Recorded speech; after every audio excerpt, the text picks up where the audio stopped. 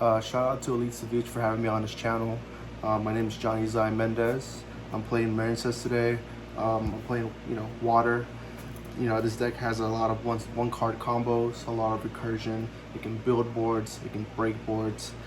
It can run 20 utility spots, so you can run 15 hand traps with, five blowout cards. Like it's good, right?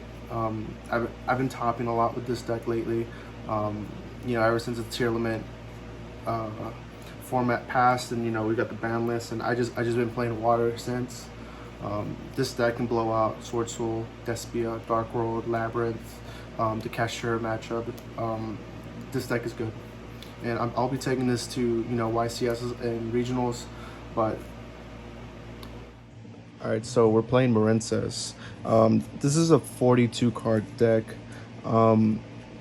You can cut it down to 40, and I'll tell you what cards you can cut. But this deck's been overperforming. It's consistent. It breaks boards. It builds boards. It can destroy Cashier. It can kill anything in the format. You just got to know your cards and what interactions you're going through. But I really believe in this deck, and just one card starters. That's you can't pass that up. So we're gonna start off with 3 Blue Tang, 3 Spring Girl, 3 Seahorse, 2 Pascalis, 2 Mandarin, Battle Ocean, and 2 Dives, 2 Waves, and 3 Silent Mining. Any one of these girls is full combo, right? And obviously this is the best one. This is your extender. She summons herself. She might be the worst one, but she's also full combo by herself. Even like she extends past full combo, right? Because she summons herself, right? So you'd go Slug, you link her off, make Slug, and then dive into Mandarin, Mixingel, Search, and then she would summon herself right here, and from here you can go Triangle, you can go Crystal Heart to make an unaffected link 4. Like she's good. She's really good. And I've seen a lot of people say she's bad. Sleepy Maiden is trash. Don't run Sleepy Maiden. It's terrible, right? Keep Dive at 2 because you can search it. 3 is too cloggy. And Silent Mining, it is a Cyber's deck, and you want to pitch whatever to search her. She dumps one of your extenders, whatever, depends on what you have in your hand, and it just keeps going, right? And you can even if you Silent Mining, pitch an extender, and it gets ashed, this deck has so much recursion that it doesn't matter, right? This is a 21 card engine. You can cut, like if you really wanted to play 40, you can cut 1, 2, right? This is more standard for a lot of Marincess players, but I feel this is standard. Like if you're gonna build this deck, these are the cards you're gonna need. This is 20 cards right here, and then you can use 20 engine, 20 utility, and go crazy. But this is what I want to see. 21. This is a 42 card deck again. That's my magic number. That's what works for me. Yeah, let's go to the hand traps.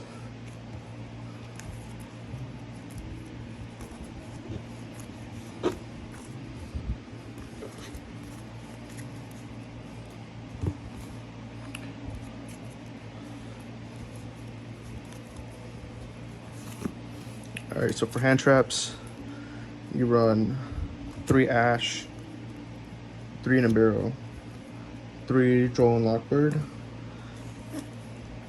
and 3 Infinite Impermanence, right? So you run 12 hand traps. Effect Veiler and Ghost Mourner aren't the best cards right now. You can activate Ghost Mourner underneath a Rice Heart. It's not good. I don't like it. I don't, right? So your Ghost Mourner, Effect Veiler, Kastura is the deck to beat, but even with Bandit or Sprite, you use your Effect Veiler, your Ghost Mourner, like they still have a monster on board, so they can just play past it, right? And even with Despia and Kastura, like they'll play past it, they'll just keep going because those decks have so much gas. So instead of Effect Veiler, we run Joel Lockbird. This catches a lot of people by surprise, and this card alone will win you games. They don't respect Nib this format. A lot of people aren't expecting that, so you have to play it. And Ash hits too much, too generic. But you know, a lot of the times, infinite impermanence, I don't even, if I open, you know, gas plus one other hand trap and infinite impermanence, I save this to turn off their board, right? If I feel like a Rise Heart is the biggest threat to this deck since it banishes everything. So you're gonna run triple Kaiju, triple Eclipse, one Raigeki, and 2 evenly matched. So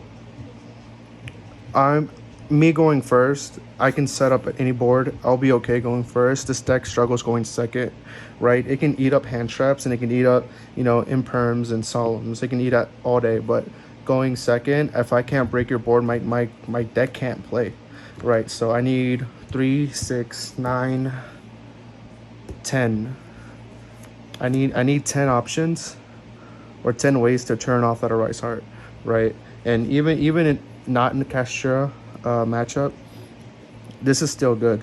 And this card right here, Book of Eclipse, is free, right? You can bait out a negate with, you know, whatever, and then Book of Eclipse their board, and then extend into a Link 4, make Sealantis, banish their board, and just kill them that same turn. This deck doesn't really, this deck can grind, obviously, but you can win game. You can win match going. You can win the match going turn 3, right? Or even going second. You can OTK turn 2 and 3. So, you know, a lot of people see this and say it's bad, but you know, it's generic, right? You bait out a negate, you blow this up, or you use this to bait out the negate. It works. It's good.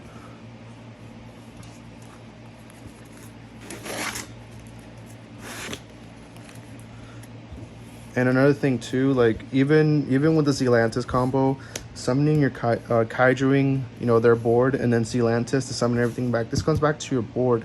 So Sealantis is 25, Sea Turtle's 22. So you need what, an extra 27,000. So you can summon, and you can summon an extender and link that off and make, you know, one of your starters. So that's 22, 25 plus, you know, 3,000. That's game.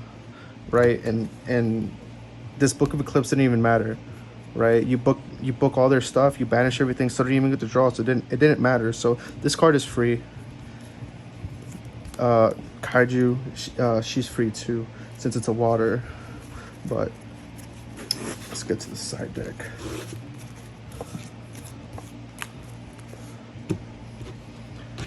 So the side deck's not really standard. You know, this is what I've been taking to my locals. I just adjust to the format, but you know, I like this a lot. There's a lot of meta sheep, you know, at my locals. So play triple Lancia, triple Gozen, triple Shadow, 2 Deep Barrier, Twisters, 2 Cosmic, and a Harpies. You know, you can adjust this. You know, a lot of people see this and, you know, they don't know how to react to it. You know, like, oh, you're playing, you know, you're playing Sim, and they just look at you crazy, right? Like, oh, you're bad. You like, who plays that? But like, no, this hits Sprite. This hits Despia. It hits Labyrinth. It hits too many decks, right? And even in the side patterns, like when you play against Cash, you side out the Nibs, and you put in the Gozens, or you put in the Lancias, right? This has been working for me. I've been trying out Forbidden Droplet. I like it, just not right now.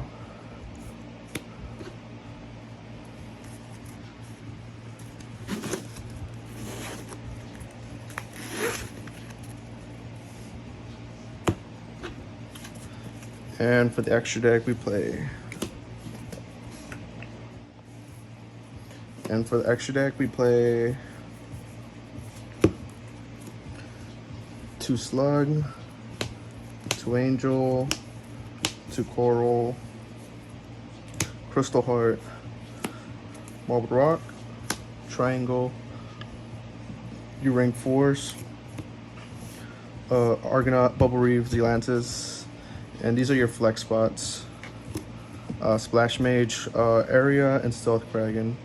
A lot of people are going to tell you cut this, but making her and then going into unaffected Argonaut, or making your cards unaffected is too crucial, especially going against trap decks like Eldritch and Labyrinth that are still alive. There's a lot of trap decks going around, and this deck does lose the floodgates. It does.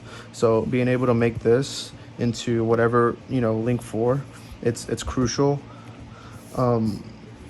This card's broken. Sea Angels, you just search a spell, you search whatever you need. It's good.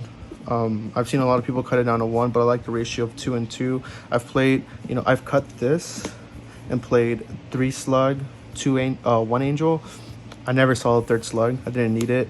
And you kill them. You kill them on turn 2 or turn 3. So the 3rd slug doesn't really matter. And if you're grinding, at that point you might as well scoop, right? Just scoop, call, save your time and go on to the next game. Coral is huge when she's equipped, right, to whoever, and she, like, let's say you need some of your recursion back, right? So it's turn 7 and you link into blue slug, you recur something back to your hand, you equip this, and then you summon your extender, and then you link her off, right? You link her off. Let's say you make it go into a Marble Rock, right, with your extender. Since it's whenever she goes to the grave, even if she's equipped, you still get some cards back. You get your recursion. So going into Anemone, linking her off from Marble Rock, you get something back, and then activate her effect, you get something. That's 2 cards. You're +2 at that point. It's too good. Going blind, if you don't know what you're playing, you always make this, but you only need 1 of her, right? Just, it's Heat Soul at home. You draw an extra card. That's it. Like their standby phase, you draw a card. It survives because you made a wave, or because you have 20 utility spots. Next turn, she comes back.